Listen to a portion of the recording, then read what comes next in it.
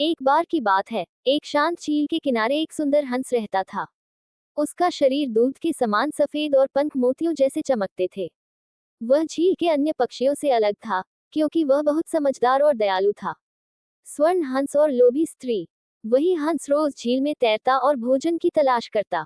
एक दिन उसने देखा कि एक गरीब महिला अपनी झोपड़ी के बाहर बैठी उदास थी। हंस ने कारण पूछा, तो महिला बोली, मैं बहुत गरीब हूँ, मेरे पास खाने को कुछ नहीं है और मेरे बच्चे भूखे हैं। हंस को उस महिला पर दया आ गई। उसने कहा, मैं तुम्हारी मदद कर सकता हूँ। मेरे पंख सोने के हैं, मैं एक एक करके तुम्हें अपने पंख देता जाऊंगा। तुम उन्हें बेचकर अपनी जरूरतें पूरी कर सकती हो, लेकिन लालच मत करना। महिला बहुत खुश हुई। हंस ने अपना एक पंख तोड़कर उसे दे दिया। वह बाजार गई और उसे बेचकर अच्छा पैसा मिला। अब वह आराम से अपने बच्चों का पेट भर सकती थी। कुछ समय तक ये सिलसिला चलता रहा। हंस जब भी आता, एक पंख देकर चला जाता। लेकिन धीरे धीरे महिला के मन में लालच आ गया। उसने सोचा, अगर मैं इसके सारे पंख एक साथ निकाल लूं, तो मुझे और ज्यादा सोना मिल जाएगा।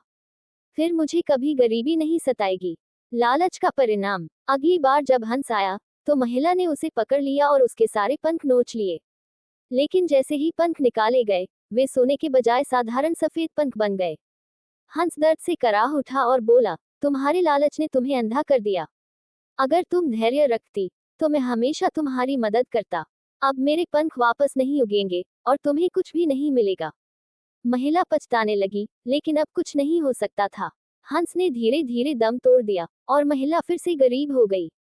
शिक्षा। इस कहानी से हमें ये सीखने को मिलता है कि लालच का अंत हमेशा बुरा होता है। हमें धैर्य और संतोष के साथ जीवन जीना चाहिए।